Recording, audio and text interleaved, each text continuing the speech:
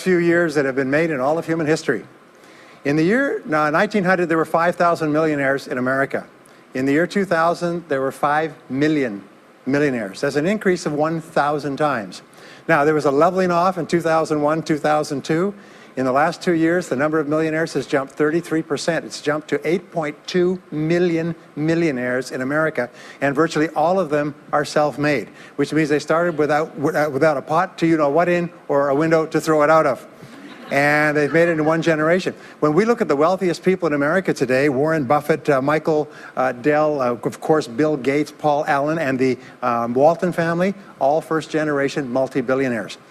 We have a $12 trillion economy today that is growing at the rate of $500 to $600 billion a year, and all that money is going through somebody's fingers, and your job is to make sure it goes through yours and some of it sticks. Is that a good goal for today? And my job is to show you how to do it. The good news is that all the answers have been found. Self-made millionaires have been studied exhaustively. They've been analyzed. They've been interviewed by the hundreds of thousands and millions. And what we know is exactly who they are and what they do and how they think and how they tick and the decisions they make and the things that they do and they don't do. And the wonderful thing is this: if you do what other successful people do, you eventually get the same result that they do. Now, some people say, well, I started off without any money and I don't have any money now. Well, join the crowd. Nobody's got any money. Most people are broke up into their 40s and 50s. So if you're broke today, you're just one of the gang. The only question is, do you stay there? And the answer is no. Now, when I started off in this many years ago, I came from very poor beginnings. I did not graduate from high school. I finished in the half of the class that makes the top half possible. When I left school, I dropped out of high school. I could only get laboring jobs. I was told, by the way, if you don't get a good education, you won't do well in life. Don't get good grades, you won't get a good job. Don't go to college, you won't do well, and so on. And I believed that for a long time until I found there's hundreds of thousands, millions of people who dropped out of high school who went on to become millionaires and billionaires as well.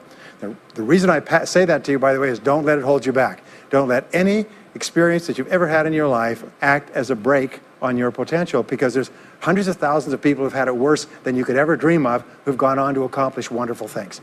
So, I worked at laboring jobs for several years. I worked in construction. I worked on farms and ranches. I worked in factories putting nuts on bolts hour after hour.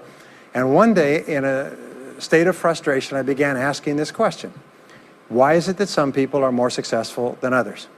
Now, in the Bible, there's the line that says, "Seek and ye shall find, for all who seek findeth. Ask and the door will be opened." So I began asking other successful people, what are you doing differently from me? And they told me, and I did it, and I got better results. I got into sales when I could no longer get a laboring job, like many of you. And in sales, I noticed that one of the guys in my company was making 10 times as much as anybody else, and he was selling the same product out of the same office at the same price to the same people under the same conditions, and he was making 10 times as much as anybody else. So I went and asked him, what are you doing differently from me? And he told me, and I did it. Now, what I discovered, which changed my life and which brought us here today, is I discovered the law of cause and effect. The law of cause and effect, sowing and reaping, action and reaction, is the great universal or iron law of the universe.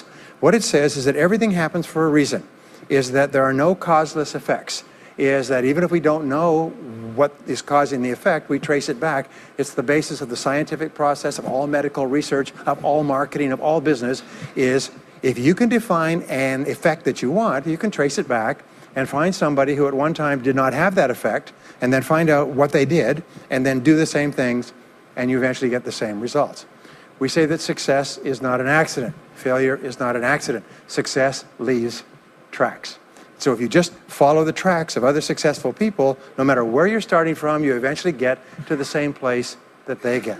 Well, this was a shocker for me, because, and I learned later in psychology, by the way, that one of the two most important things we need to have to be happy and healthy is a sense of control, a feeling that we are in control of our lives, that things are happening for a reason, and a sense of coherence, a feeling that things fit together. Well, when I realized the law of cause and effect explained everything, I got, wow. So in sales, I went to the top of my sales force. I read and I learned, attended courses, and especially I applied what I learned. And then when I got into sales management, I again read the books and took the courses and asked for advice. And when I got into real estate and importation and development and manufacturing and distribution and a whole series of businesses over the years, the first thing I did is I asked, how does it work? How do people succeed in this field? And then I buried myself and immersed myself. I spent hours and hours and hours studying, and then I did what the most successful people did.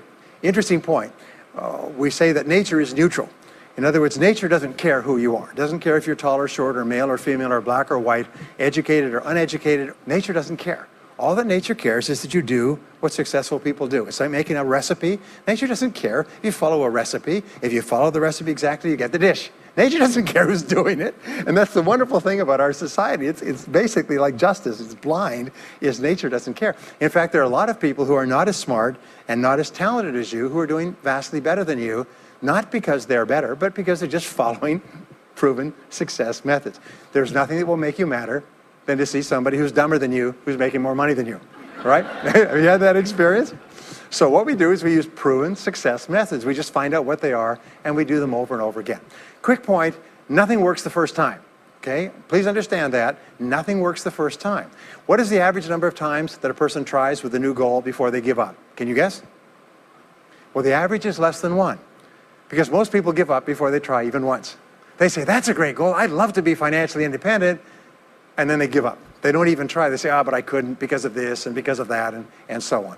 And then they move away to a wonderful place called Someday I'll. You ever heard of Someday I'll? Someday I'll start saving money. Someday I'll get out of debt. Someday I'll lose weight. Someday I'll start a business. Someday I'll get serious about my finances. And most people live on Someday I'll. Your job and my job is to vote yourself off the island, right? And we start taking control of our lives. Well, about some years ago, I was called by a major businessman, and he asked me if I would do a talk for his 800 entrepreneurs that own separate franchises within his organization on how to become a self-made millionaire. And I said, sure. When you're a young speaker, you agree to speak on any subject. Sure, I'll speak on that subject. Now, I was just like most people. When I was young, I wanted to be a millionaire by the time I was 30. And when I hit 30, I put it off to 35. And as I got to 35, you put it off to 40, and then you kind of just don't look at it anymore. You forget about it and feel the deck is stacked against you. Well, I was about 38, 39 when he called me up and asked me. I said, sure, no problem. And I said, now, what do I know about self-made millionaires? And this is a shocker. I didn't know anything. Oh, I knew that they had more than $1 million, but that's a real basic piece of knowledge, you know. So I started thinking, what do I know about them? So I began to study them. And that's when I found out that they've been studied so thoroughly, is we know everything there is to know about them. They are a source of incredible fascination. And there's 50 years of research. So I began to read the studies and find out where they came from and what they did and how they thought and where they started and the decisions they made and the kind of people they were. One of the things that I learned, by the way, is that becoming a self-made millionaire is not the important thing. What is really important is the person you have to become a self-made millionaire. You have to become a totally different human being. One of my friends says that in order to achieve something you've never achieved before, you have to become someone you've never been before. And it's a really important insight, is the qualities that you need to develop, qualities on the inside to become a self-made millionaire, are incredible qualities that make you a vastly better person. Not only better in terms of character, determination, discipline, decision-making, strength, and so on, but they make you a far better person. They round out your character in a far better way. So the real payoff of becoming wealthy is not because you can eat more, because how many more meals can you eat? How many more clothes can you wear? But it's the kind of person that you become, and then the kind of people that you associate, the kind of life that you have. And so the things that we're going to talk about now, and I know that you're some of the smartest people in our country, so I'm going to give you these ideas very quickly, like dealing cards. What I found in my research is that there's a series of qualities that self-made millionaires have. If you have these qualities, your success is virtually guaranteed. And if you don't have these qualities, the qualities are learnable. Point number one is that all business or sales skills are learnable. All financial skills are learnable. If you can drive a car, you can learn any skill. If you can drive a car, you can learn the skill. Now, number two is you're probably only one skill away from doubling your income right now. You're probably only one skill away from setting yourself on the road to becoming a self-made millionaire. That turns out to be the case for almost everyone. And if you don't know what that skill is, maybe over the course of the time we spend together, it'll jump out at you. But whatever it is, you've got to find it out and go to work on it, because it is learnable. It's a learnable skill. People say, well, I've never been very good with money. Well, get over it. The fact of the matter is, you can learn what you need to learn to achieve anything that you want to achieve. So, the success secrets of self-made millionaires. Give yourself a score of 1 to 10, and if you are weak on one of these, it can be enough to hold you back. If you're strong on all of these, then there's no limit to what you can accomplish. The first is to dream big dreams. Dream big dreams. Practice what is called back from the future thinking and project forward. Develop a vision of yourself as happy, healthy, wealthy, thin. Practice what top people practice, which is what is called idealization. You project forward several years and you imagine that your life is perfect in every way. Imagine that you have no limitations. Imagine that you have all the time and all the money and all the friends and all the contacts and all the education and all the experience, and that you could be or have or do anything you want in life. If you could, what would it be? If your life were perfect in 5 years, what would it look like? How much would you be earning? How much would you be worth? What kind of a family life would you have? What kind of health would you have? What kind of car would you be driving? What would your life be like if you could wave a magic wand and make it perfect in every way? Now, what we have found is this is the starting point of great riches, and it's the starting point of great success in life, is for you to have a dream or a vision of a wonderful future.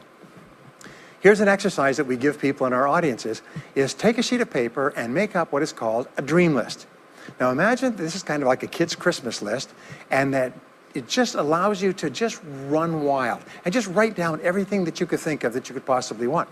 I had a friend who I taught this to, and he got so excited about it, he bought a spiral notebook, and he began writing. And he'd go through the newspaper, and every single thing he saw in the newspaper that was nice, he wrote it down as a goal. He ended up, first time through, with 330 goals. By the end of the month, he had 500 things that he wanted. The interesting thing was that his life exploded. He activated the law of attraction, and he began to attract into his life people, circumstances, ideas, resources, insights that began to move him toward the accomplishment of the goals and began to move the goals toward him. Number 2 is to do what you love to do. Whenever you find people who are really successful in life, they're people who do what they love to do. They love their work. The great rule for success in life is to find something that you love to do and then find a way to make a living doing it. Now, when you find what you love to do, it'll be something that gives you energy, it motivates you, it enthuses you. It's probably something that you were meant to do from the time you were born. And when you ask self-made millionaires, what sort of work do you do? They'll often say, I've never worked a day in my life. I just do what I like to do.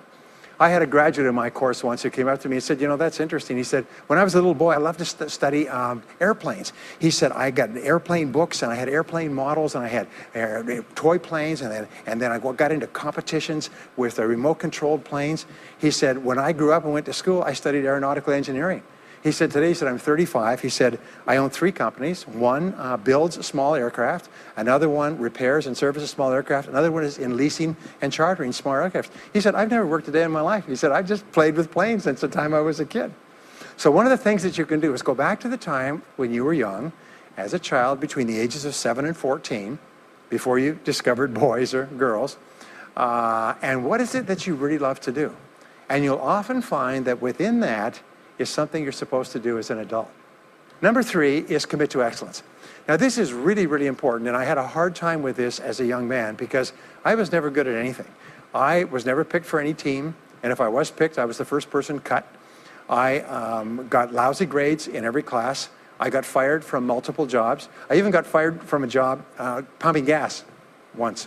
Can imagine that, being fired for pumping gas because you're no good. They came out and said, you're no good at pumping gas. How can you be no good? Little old ladies can pump gas, and here I was no good at pumping gas. Anyway, so I got fired. I went from job to job, and then I discovered that all people who are successful are excellent at what they do.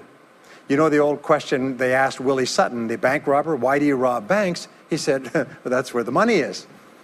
Well, being in the top 10% is where the money is. So what you have to do is you have to pay any price and make any sacrifice to get into the top 10% in your field.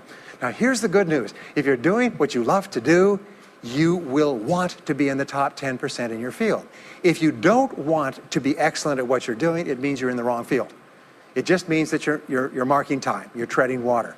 And there's a lot of people who are in their field and they do their job and, you know, they go home at night, they don't think about their work and so on. And this kind of an attitude means that you have no future.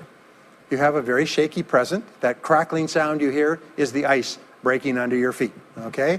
And you have no future, because if you're not doing what you love to do and throwing your whole heart into it, you're just marking time. But everybody is designed so that there is something that you love to do that you can do well. And the fact that you love it means that you probably have the ability to excel at it. So make this decision to get into the top 10%. And let me tell you what changed my life. Here I was struggling in my late 20s, and I learned this. It was a breakthrough thought. Is that everybody's in the top 10% started in the bottom 10%.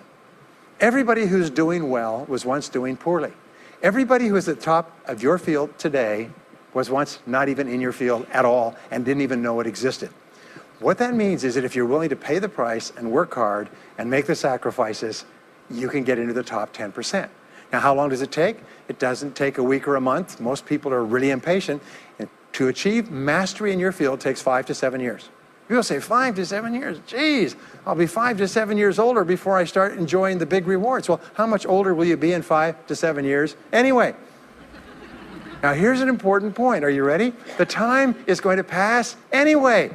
The time is going to pass. 5 to 7 years from now, 5 to 7 years will have passed. The only question is, are you going to be at the top of your field, or you're still going to be down there with the mediocre 80%? And the wonderful thing is this is nobody's better than you, and nobody's smarter than you. If anybody else is at the top of their field, it means that you can be at the top of your field. Just go to them and find out how they got there, because they started at the bottom.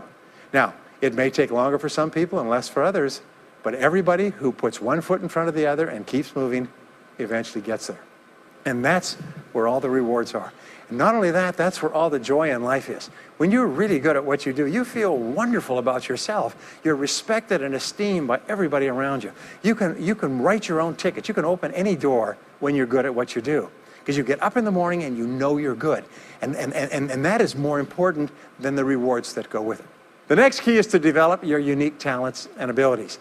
Every single person is designed from infancy with special talents and abilities that, if you develop them to their height, can enable you to accomplish anything you want in life. Everyone is genetically structured to be able to do something superbly, to do something they enjoy, to do it well, and to get great satisfaction from it. Peter Drucker often asks the question, what are you good at? What are you good at today? What should you be good at? What could you be good at? What will you be good at? And so one of the questions that we ask is, looking back in your life, what has been most responsible for your success up to now? What has been most responsible in the past? What is it that you have done that has gotten you the best results? Because as we said before, success leaves tracks. And if you look back into your past, you'll often find indicators that guide you to your future. Do you remember that fellow that won $300 million in the lottery? He was a high school physics teacher. And they asked him what he's going to do with it. He said he's going to take a week off and then get back to work, because he doesn't want to give up his job teaching high school physics, because he loves his work so much. That is a person who's in the right place for him. And now he can just drive to it in a nicer car. Anyway, now the next key to becoming a self-made millionaire is to see yourself as self-employed. What we found is the top 3% of adults in our society see themselves as self-employed. They see themselves as in charge of their own lives. When I started off my career as a young man, I was 21 years old, working as a construction laborer, living in a one-bedroom apartment, broke, taking buses 2 hours every morning to get to work, and buses 2 hours to get back. I still remember that, and I still remember a light going off one evening. I was sitting there in my little apartment, in my little kitchen alcove, and I suddenly realized that I was responsible, that I was in charge of my own life, that no one was coming to the rescue. And it was one of the great turning points in my life. So what you find is that all exceptional people are highly responsible people. They look upon themselves as self-employed. Sometimes I'll ask an audience, I'll say, how many people here are self-employed? And some people will raise their hand and some won't. I'll say, now what's the true answer to this question? And the true answer is that everyone is self-employed. The biggest mistake you could ever make is to ever think you work for anyone else but yourself. Even if someone else signs your paycheck for you all your life, the most valuable people in any organization are the people who treat the company as though it belongs to them. They see everything that happens as affecting them personally. They're not the 9-to-5ers, the no-hopers that say, well, I go to work, when I'm not at work, I don't think about my work. These people, somebody has told them that's a clever way to think. It's the way losers think. Winners think about their company, and when they're not there, they think about how they can do it better. When something happens in their company, they take it personally because they see themselves as highly responsible. As a result, they're paid more, they're given more educational opportunities, they're promoted faster, and these are the people that eventually, like cream, rise to the top of every organization and every industry, the top 3%. The next key to becoming a self-made millionaire is to develop a clear sense of direction. Developing a clear sense of direction means that you need to become intensely goal-oriented. We find that all successful people are goal-oriented. There's an old saying, you can't hit a target that you can't see. You've got to know what you want in every area of your life. Some years ago, I worked with the Hunt Oil Company in Texas. The Hunt Oil Company was founded by H.L. Hunt, who became the wealthiest, self-made, multi-jillionaire billionaire in the world. At his peak, he owned 200 companies and had a royalty income of $3 million a day. Most phenomenal man, by the way. And he was interviewed by a friend of mine on television before he died in the early 70s. And he was asked, what are the secrets to success? He said, the keys to success have only been two through all my life, and I will tell you what they are. He said, number one, he said, decide exactly what it is you want and write it down and make a plan to achieve it. And number two is determine the price you're going to have to pay to get it and then resolve to pay that price. Now, where the law of sowing and reaping cause and effect, I learned an additional point to that. I learned that your current life today is the result of the price you've sown up to now. Is whatever you've put in, you get out. So whatever you're getting out today is a result of what you've put in. If you don't like what you're getting out, what you have to do is you have to put in something different. What I found is this, is that life is always just in the long run. So therefore, life says this, is there's a price you have to pay, and there's two qualities. First of all, you have to pay the price in full for your success of study, preparation, hard work, and so on. And second of all, you have to pay the price in advance. You don't get it afterwards. The way the world works is first you put in what you need to put in, and then you get out the rewards. So you have to ask yourself, what is the price that you have to pay to achieve the success that you desire? And you have to write it down and make a plan and work on it every day. Now let me give you a quick exercise, which is my only take-home or homework exercise for our time together. I want you to take a piece of paper like this and write down 10 goals that you'd like to accomplish in the next 12 months. Write the word goals and today's date at the top of the page. Write down 10 goals you'd like to accomplish, and then ask yourself this great question. If you could only accomplish one goal on this list, but you could accomplish it within 24 hours, which one goal would have the greatest positive impact on your life? Now this is a great question because it'll usually jump out at you. You say, that's the one. If I had this, that would have more of an impact on my life than anything else. Sometimes it's a financial goal, sometimes it's a health goal, sometimes it's a relationship goal. But whatever it is, put a circle around that goal and then turn the page over and write it at the top of the page. Set a deadline on the goal, make a list of everything that you could think of to do to achieve the goal, and then begin working on your list. And here's the kicker, do something every day. Do something every day that moves you one step forward towards your major goal. My promise to you that this exercise, selecting your most important goal, making a plan, and working on it every day, will change your life in ways that you cannot imagine. They say that people begin to become great when they determine their major definite purpose, their number one goal, and work on it every day. It is the secret to becoming a self-made millionaire. It's the secret to great success in life. My promise to you is a week, a month, a year from now, you'll look back and you'll be absolutely staggered at the difference it makes. I was giving a seminar not long ago, and a gentleman came up to me. He said, you know that goal-setting exercise? It changed my life 10 years ago. He said, I was broke, I was divorced. He says, I was an alcoholic, and somebody dragged me to one of your seminars. He said, and I did that exercise and I picked my major goal. He said, it changed my life. I said, in what way? He said, today, he said, I'm worth $40 million. I said, wow. He said, yes, and I owe it to that lesson. Next is refuse to consider the possibility of failure. It's the most amazing darn thing is that the fear of failure is the greatest single obstacle to success in adult life. And it's not failure itself, because each one of you is a professional failure. Each one of you has failed over and over and over again. Isn't that true? All of us fail. All human beings fail over and over. 9 out of 10 things that we try don't work out the way we expect it. We have failures in relationships and in jobs and in careers and investments and everything. It's not the failure that holds you back. The failure makes you smarter. We say that it is the fear of failure, not failure, that holds you back. And the way that you overcome failure is you never consider the possibility of failure. The rule is this, is there's no such thing as failure, there's only feedback. Is when you try something that doesn't work, you get feedback, not failure. And recognize that most things you try aren't going to work the first few times. So what you do is you say, oh, that's an interesting bit of feedback. And you pick yourself up and you move forward and you have more feedback and you move forward. To become a self-made millionaire, you're going to fail over and over again, year after year after year. But your brain has a cybernetic mechanism, which means that every time you try something, you get feedback, which makes you smarter. And when you try something else, you get feedback, which makes you smarter. And eventually, you reach the point where you're too smart and you stop making mistakes. You start to do more and more things right and fewer things wrong. But you can't get there unless you have experienced the failures.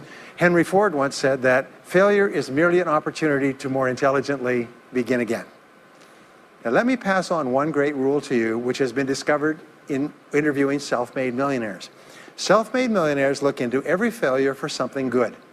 They say, there's got to be something good in this that I can benefit from, and surprise, surprise, they always find it. Second is, self-made millionaires always seek the valuable lesson in every setback or obstacle or temporary failure, and they always find the lesson. Now, what do failures do? Failures whine and cry and think about what they've lost and blame their problems on someone else. Successful people say, what can I learn from this that will make me smarter next time? And my promise to you, those who seek find, is that if you go looking for a valuable lesson in the biggest problem that you're facing today, you'll always find the lesson.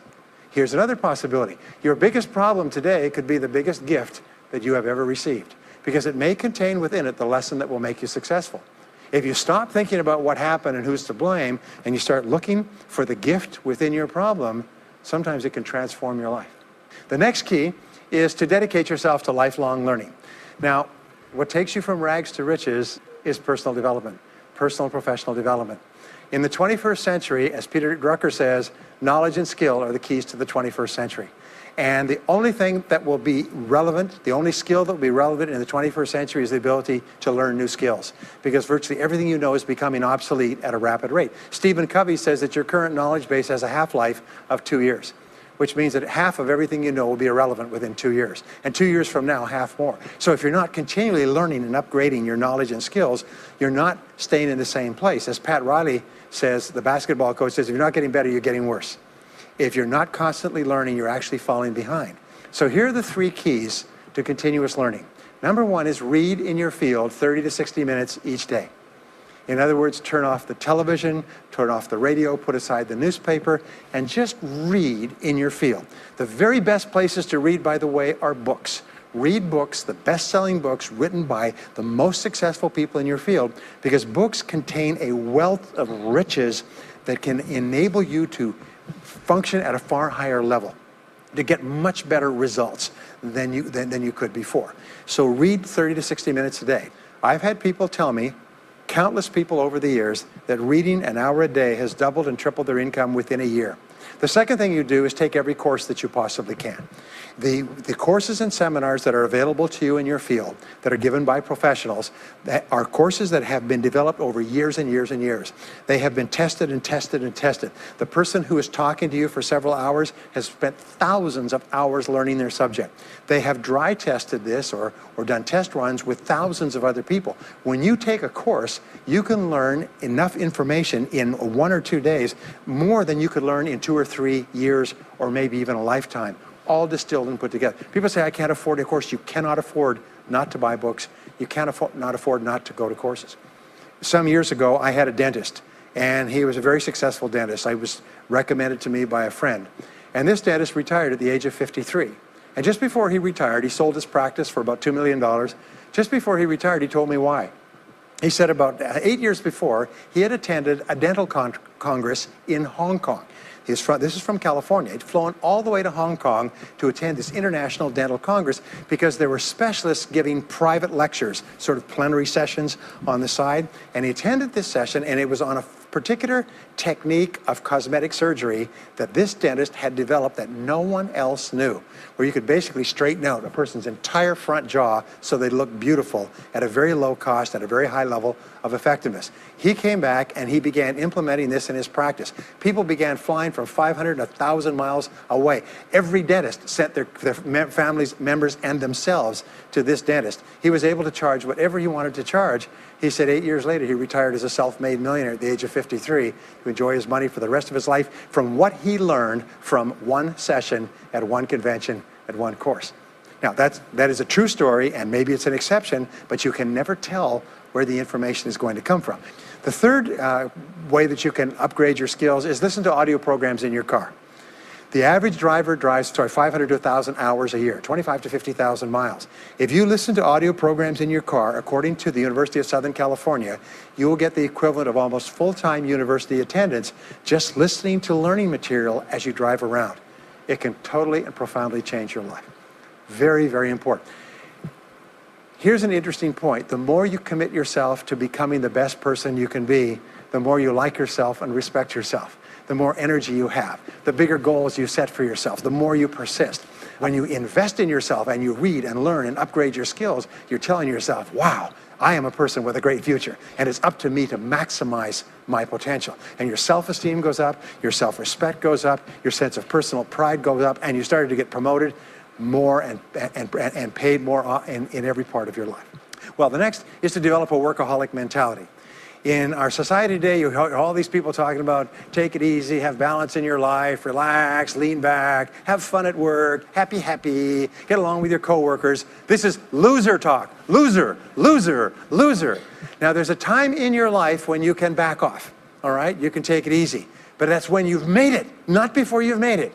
Because before you've made it, you're in a competition with hundreds of thousands of millions of other people, like at the Olympics, who also want to make it. And in order for you to win, you are going to have to work harder and work better and work smarter than they do. So the rule is to develop a workaholic mentality. What does this mean? It means that you start a little earlier, you work a little harder, and you stay a little later. Use what I call the 40-plus formula. The 40-plus formula says that working 40 hours a week gets you survival, and that's all. You work 40 hours a week, you survive. You make no progress. You don't go ahead. You just barely hang on. Every hour that you invest in your work or yourself over 40 is an investment in your future. So you can tell what your future is going to be with unerring accuracy by looking at how many hours over 40 you put in. Now, how many hours does the average self-made millionaire in America work until he passes the $1 million mark? 59. Some of them work 70, 80, 90. The average is 59 hours. How much does the average top executive work? 59 hours. So that's rule number one, is the hours you put in over 40. If people say, well, my office is locked and I can't get in more than 40 hours a week, then good. Then spend the rest of the time investing in yourself, getting better at your work when you do it. Now, here's my second principle, and this principle changes your life. It is this, is work all the time you work. When you work, work, don't play. Fully 50% of working time today is wasted. And it's wasted in idle conversation, personal business, family phone calls, surfing the internet, reading the newspaper, drinking coffee, long lunchtimes, coming in late and leaving early. And then the other 50%, you're scrambling because now you're behind because you wasted so much time fooling around. Now you start to work, and you don't work on high priority tasks. You try to get rid of all the little stuff. So what happens is the big tasks begin to build up like an avalanche overhang, and they cause enormous stress. And you go home at night and you're thinking about this job, I've got to get this project finished, but I can't discipline myself to stop talking to my coworkers. Every time one of them comes in, like automatic, like a conditioned response, it's blah, blah time. Chatter, chatter, chatter, chatter, chatter, chatter, chatter, chatter. No, what you have to do is work all the time you work. If someone comes in and says, hey, you've got a minute to talk? You say, yes, but not now. Why don't we talk after work? Meanwhile, I've got to get back to work. I'll tell you what, why don't you go down the hall and ruin his career? But don't stand here and ruin mine. It's really important. There's a great story of a little girl goes to her mother and says, Mommy, why is it Daddy always brings his briefcase home and he works in the evenings and he works on the weekends and he doesn't spend any time with the family? And she says, well, honey, you have to understand, Daddy can't get all his work done at work, so he has to bring it home. She said, why don't they put him in a slower class? Next key is to get around the right people. This is a key for becoming a self-made millionaire, is get around the right people. Dr. David McClellan at Harvard did studies for 25 years looking into why it is that some people succeeded greatly in life. What he found was as much as 99% of your success in life is going to be determined by what he called your reference group. Your reference group are the people with whom you habitually associate. They're the people that you associate with at work, the people you associate with home, your church, your political party, your social circle. What he found in working with people is that changing a person's reference group totally transformed the way they think. Why? It's because we are like chameleons, and we absorb through the skin the attitudes, the opinions, the behaviors, the style of dress, the style of speech of the people with whom we associate most of the time. If you start to associate with winners most of the time, you find that they have a totally different worldview. They're positive, they're upbeat, they're focused, they're learning, they're growing, they're positive of what they're doing, and you start to become like that. We know that our relationships determine 85% of our happiness or unhappiness in life. In other words, if you have bad relationships, personal relationships, they will drag you down worse than a sea anchor. If you work for a bad boss, it'll destroy all your joy in work.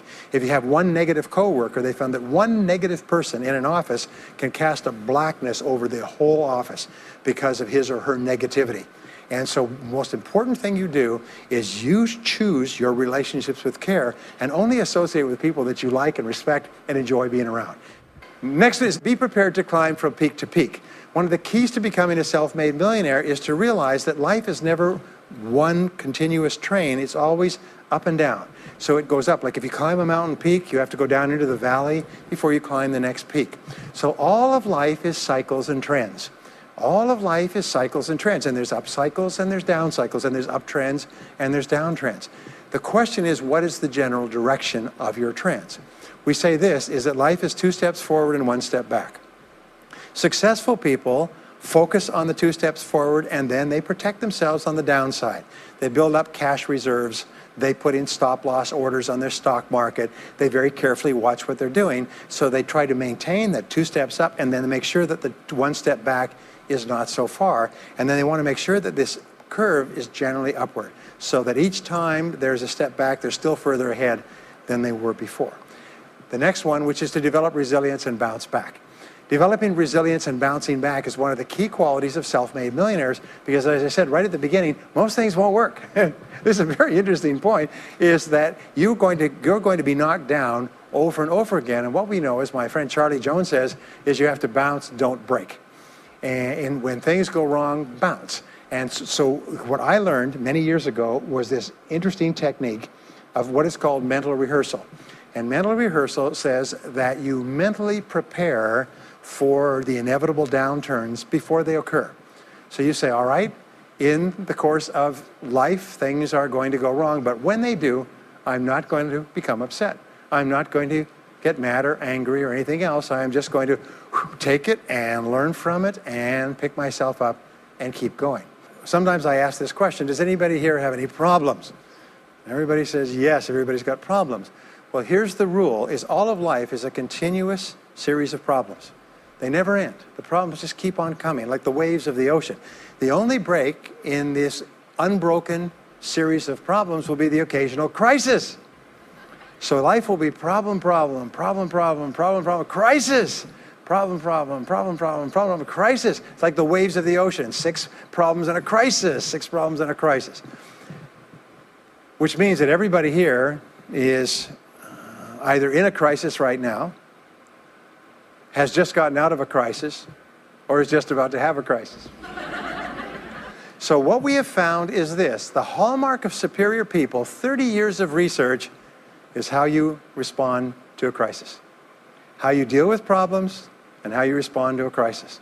And what we have found is this, is superior people look for the solution to every problem. They don't allow themselves to become upset and angry. When something goes wrong, they say, okay, what's the solution? And they become intensely solution-oriented. When you have a very intense problem, that stimulates creativity to solve the problem. So what you do is you write and define the problem clearly. If you have a problem, you say, wait a minute, what is my problem? What is it that I'm worried about? And write it down.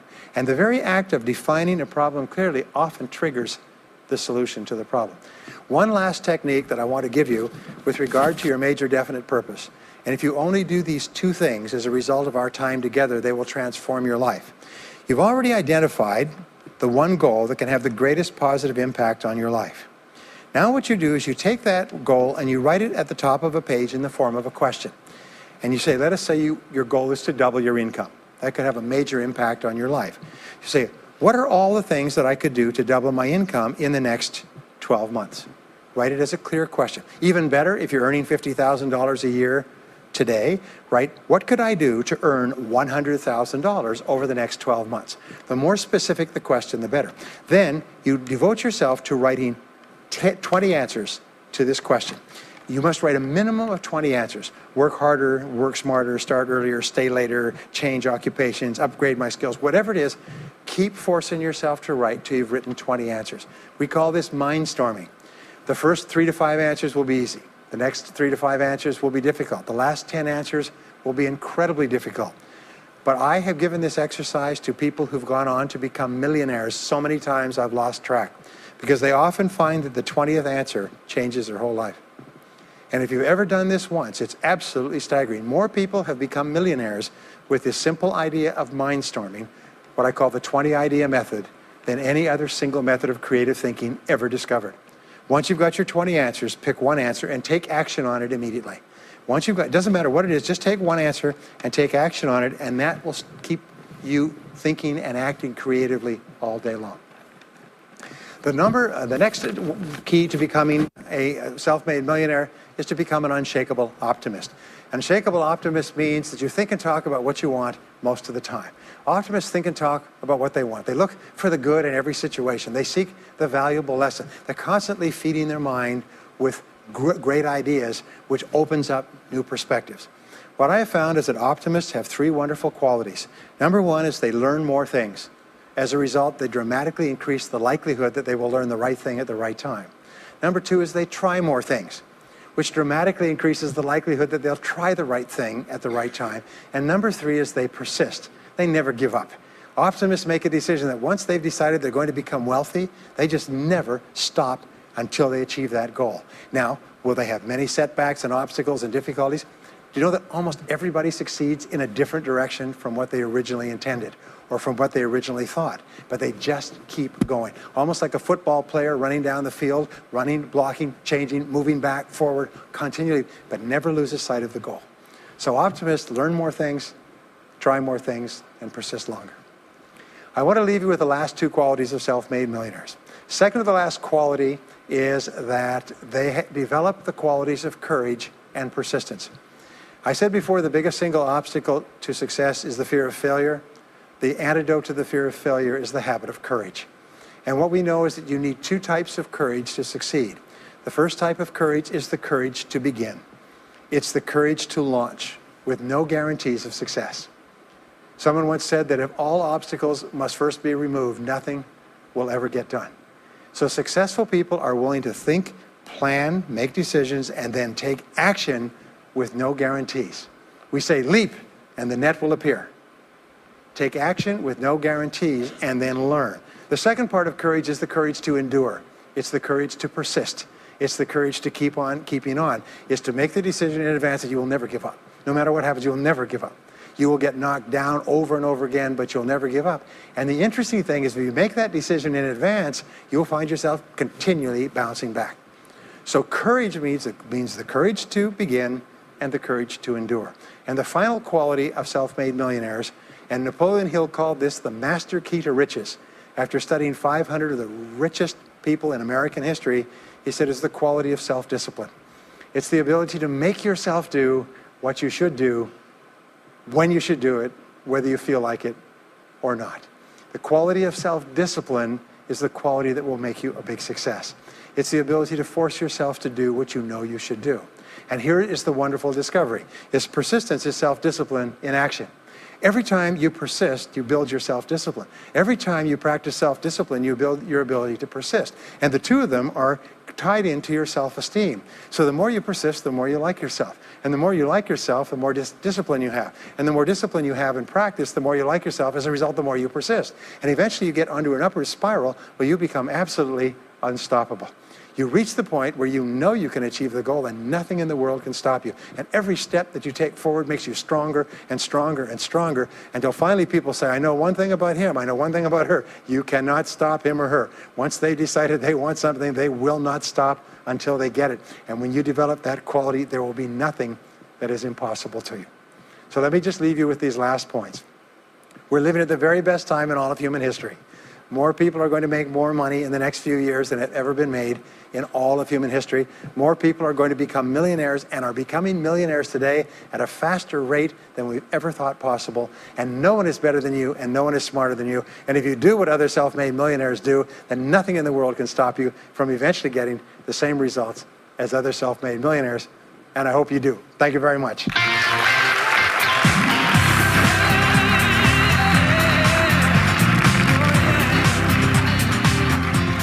We hope you've enjoyed this special presentation of Brian Tracy's Secrets of Self-Made Millionaires. If you would like to own a copy of this program or any of Better Life Media's programs, please visit our website at betterlifemedia.com, where you'll find all types of valuable life improvement information.